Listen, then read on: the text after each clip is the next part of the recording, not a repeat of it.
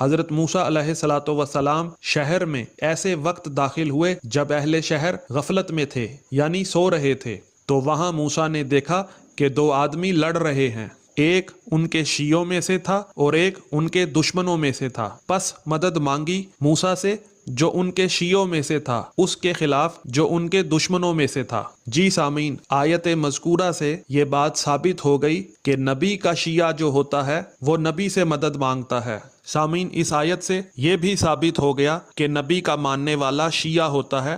سنی نہیں ہوتا، وہابی نہیں ہوتا، دیوبندی نہیں ہوتا، کیونکہ پورے قرآن میں یہ تینوں الفاظ ذکر نہیں ہوئے، بلکہ نبی کے پیروکار کے لیے شیعہ کا لفظ ہی استعمال ہوا ہے۔ اگر موسیٰ کا شیعہ موسیٰ علیہ السلام سے مدد مانگ سکتا ہے تو جو محمد صلی اللہ علیہ وآلہ وسلم سورہ مزمل کی آیت کے مطابق مثل موسیٰ بن کر آئے ہیں، ان کا شیعہ یا محمد کیوں نہیں